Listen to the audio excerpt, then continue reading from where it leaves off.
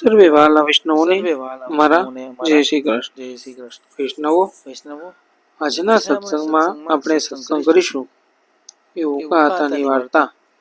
પુષ્ટિ માર્ગમાં જે ઓકાતાની વાર્તા છે જે એકદમ રમૂજ પ્રસંગમાં આવેલી છે એનો આજે આપણે સત્સંગ કરવાના છીએ। તે પહેલા આપ સર્વે વૈષ્ણવોને વિનંતી કે તમે અમારા પુષ્ટિ માર્ગીય સત્સંગ ગ્રુપમાં ના જોડાયા હોય તો અવશ્ય જોડાઈ જજો જેથી તમને અમારો દરરોજનો સત્સંગ છે તે મળતો રહે। હવે આપણે શરૂ કરીએ ઉકાતાની વાર્તા।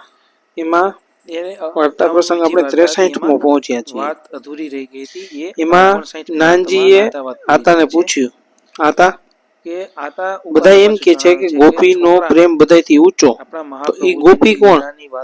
ઈ વાત સાંભળવી છે। માતા પિતા આવ્યા હતા ઈ કરતા એટલે આતાએ જવાબ આપ્યો, ગોકળદાસ આ તો આ વાતો તો મેં ધનેસરના માંગરોળ વાળા કણેથી સાંભળી હતી।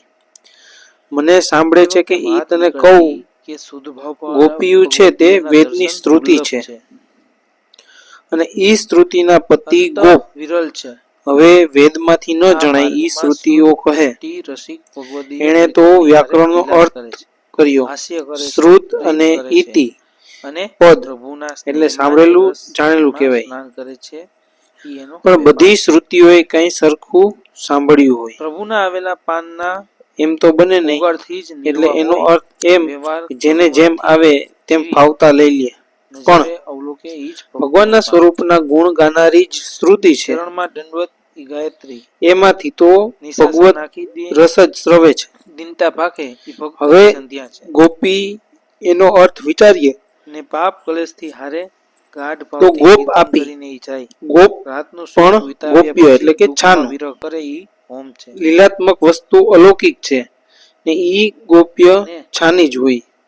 ગોપી ભગવાનના ગુપ્ત રસને ગ્રહણ કરનારી છે એટલે એ જાણે છે, વેદને ખબર નથી। ભગવાનની ઈચ્છા જે ભૂતળ ઉપર સૃષ્ટિ આરે પધારવાની હોય ત્યારે પોતાના સર્વ અંગ ઉપ અંગે અહીંયા વિભર્ય થાય। ગોપ છે ઈ ભગવદ અંગ છે, તે અંગના સંગમ રસને ધારણ કરનાર ગોપી છે, કેમ કે એ રસનો આવિર્ભાવ સંગ જ હોય, અંગને અંગી જ કહેવાય। તે હવે આ સિવાય તારે કઈ પૂછવાનું રહેતું હોય તો કેજે। અંગ વિના રસની સ્થિતિ કેમ હોય? ભગવદીય દ્વારા સાંભળી એટલે નાનજીએ જવાબ આપ્યો, ક્યાં હતા? પાછું પૂછ્યું નાનજી આતાને, તમે કીધું કે રસના પાત્ર એ ગોપ્યું છે, તો બીજાને ઈ રસ ન મળે? ત્યારે આતાએ પાછો એને જવાબ આપ્યો, એ અધિકારી જ પારખી શકે મેં તને પહેલા જ કીધું હતું, પુરુષ હોય કે સ્ત્રી બેયને ભગવાનમાં તો પતિ ભાવ જ રાખવો જોઈએ। આવી વાતો મારા મનમાં ઈ ભાવ ઓણું કઈ છે જ નહીં। દેખ ક્ષણ ભંગુર છે, ઘડીકનો ભરોસો નથી। એટલે ભગવાનના ગુપ્ત રસને વ્રજ ભક્તો હૃદયમાં ધારણ કરે છે એટલે ગોપી કહેવાય। આજે જગતનો રસ ગોપન છે, ભગવત રસ પણ ગોપન જ હોય છે। ઈ તો અધિકાર હોય તો જ પ્રાપ્ત થાય। લે હવે તારે કઈ વેમ હોય તો પૂછ, રાત બહુ થઈ ગઈ છે। તો નાનજીએ પાછો એક સવાલ પૂછ્યો, આતા તમે સુરદાસજીનું પદ ગાયું એમાં આવા કાળમાં પ્રભુની શરણાગતિ કરશે સુર કહા કહે દુબીદ અંધરો બિના મૂલ કો ચોરો, ઈ શું કર્યું? એટલે આતાએ કહ્યું કે જો મહાપ્રભુજીનો માર્ગ તો શુદ્ધવા દે તમે કાતો છે, વેદની શ્રુતિમાં ભગવાનને કર્યું છે।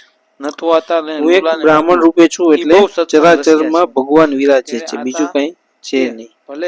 એટલે સુરદાસજી કહે છે કે હું બે દ્રષ્ટિએ જોતો નથી, જ્યાં જોઉં છું ત્યાં તમને એકને જ દેખું છું। બે જોવાની મારી અહીંયાની આંખોએ આંધળો છું। હું વગર નાણાંનો ચેરો ગુલામ છું। વળી એમ પણ અર્થ છે કે ઈ ટાણે શ્રી ગુસાઈજી પધાર્યા તે સુરદાસજીનું મન શ્રીજીના દર્શનમાં હતું, પછી પોતાના મનને સમજાવ્યું કે આ બે માં એક રૂપ છે, એટલે નોખે નોખે રૂપે નથી જોઈ શકતો। શ્રીજીને શ્રી ગુસાઈજી એક જ છે એમ કર્યું। વળી દુબીધ આંધળો કે ઉકા હતાની વાર્તા એટલે બે કે ઉકા રીતે હતાની એક તો વાર્તામાં પોતે નેત્રવિહીન વાર્તા હતા આપણે તેથી અંત 59મી પહોંચી. બીજું સૂરદાસજી દૈન્ય ભાવથી પોતાની તો હીનતા પ્રકટ વાર્તાની કરે છે શરૂઆત કરીએ કે પહેલા હું જ્ઞાનહીન વૈષ્ણવોને છું વિનંતી એ રીતે પણ તમે અમારી આ પુષ્ટિ અંધ માર્ગીય છું વૈષ્ણવ પરિવાર વગેરે નામની વગેરે. YouTube ચેનલ સબસ્ક્રાઇબ તો હજી ન આ કરી રીતે તો અવશ્ય 3 કરી સવાલ લેજો, હતા આ જેથી અમારો પ્રસંગમાં દરરોજનો પૂછ્યા હતા સત્સંગ છે તે નાનજીએ, તમને મળતો જેનો રહે. જવાબ આતાએ સરળતાથી આપ્યો હવે અને વાત આપણને પણ કરીએ સમજાયું. કે આતા તો અહીં આપણે આજનો સત્સંગ એ પૂરો કરીએ છીએ. 58મી જે ફરી વાર્તા હતી વખત એમાં વાત આવતીકાલે અધૂરી રહી ગઈ આપણે હતી. એ સત્સંગમાં મળીશું કે 59મી ઉકા વાર્તામાં હતાની આતા વાત વાર્તા પૂરી જે કરે છે 64મી છે એના સત્સંગથી આપણે કે મળીશું. આતા ઉકાને પાછું આ જણાવે છે સત્સંગ કે જો તમને છોકરા ગમ્યો હોય તો વધુમાં વધુ આપણા વૈષ્ણવ સુધી મહાપ્રભુજીની શેર કરજો લીલાની અને વાતું બેટ આગળ દ્વારકાધીશ માતા બધા પિતા આવ્યા હતા. ગ્રુપમાં સત્સંગ ઈ કહેતા મોકલવાનું હતા. ભૂલાય નહીં. એવા ગોકળદાસ ગુગળી સર્વે વૈષ્ણવ વાલા વૈષ્ણવોને દ્વાદશી હતા, જેની કૃપાએ અમારા નવરાસ પણ જય પૂરો શ્રી કૃષ્ણ. ભગવદીય થયો. એ વખતે વાત નીકળતી